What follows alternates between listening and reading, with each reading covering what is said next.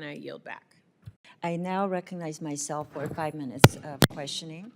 So we've all heard from you, and you know there is going to be a election that's taking place soon, next month.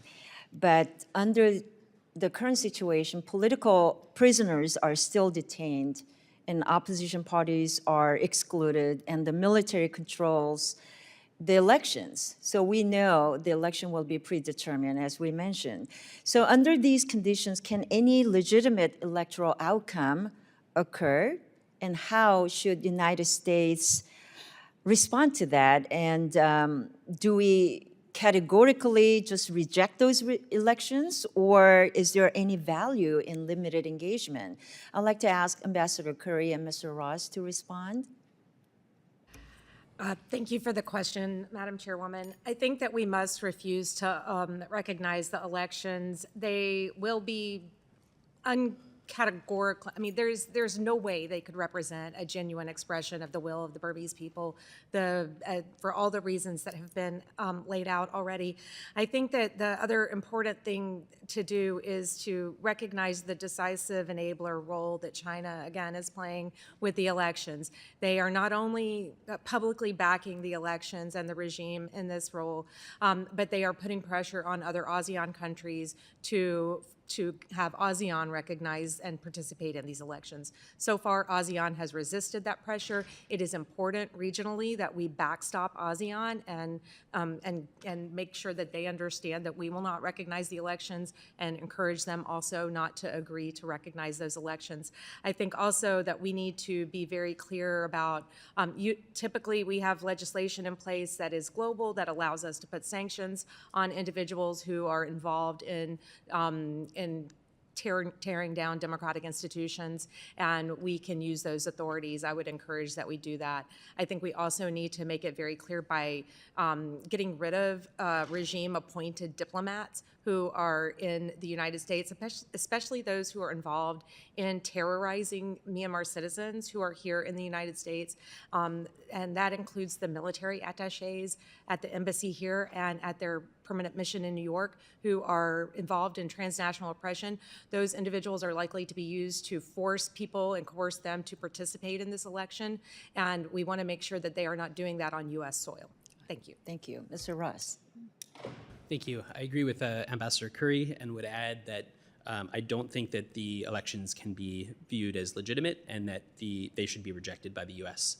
What the military is hoping out of these elections is that there will be a slippery slope of recognition and support from within the region that flows to beyond it, and that will translate into the political, financial, and military support that will enable it to consolidate control in Myanmar. And as I've stated in my opening statement and in my written statement, I think that is counter to U.S. interests.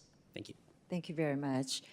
I know both of you talked about the China's influence and how they control so much of what's going on right now, and including, of course, I pay a lot of attention to the importance of critical mineral supply chain, and this is also an issue, but we wanted to focus much today's hearing on sham elections and scam centers and the implications of Beijing backing the junta to victory through these illegitimate elections. So can you quickly talk about what leverage that we have? You talked about using the sanctions and all, but is there any ways that we can really come down on what's happening, and what kind of leverage can United States have to mitigate the consequences of a China-backed military regime? I think we do still have headroom on our sanctions regimes to ensure that we are not facilitating the financial resources that allow the regime to conduct the election and then continue to operate after these, before, during, and after. We have been very effective in terms of cutting off arms access and financial pathways for the regime, but there is still more that we can do there. And again, the purpose of sanctions is to keep these illicit transactions out of the U.S. Financial system. So we have a vested interest in keeping these bad actors out.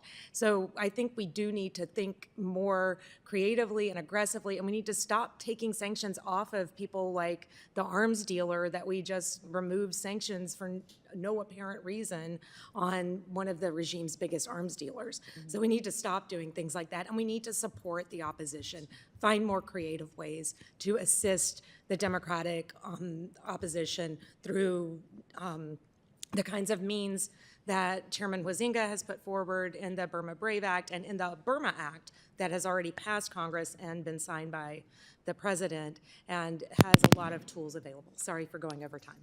Thank you very much. I'm sorry. My time's up, so I'm going to recognize Ranking Member Sidney Kamnagle-Duff for questions.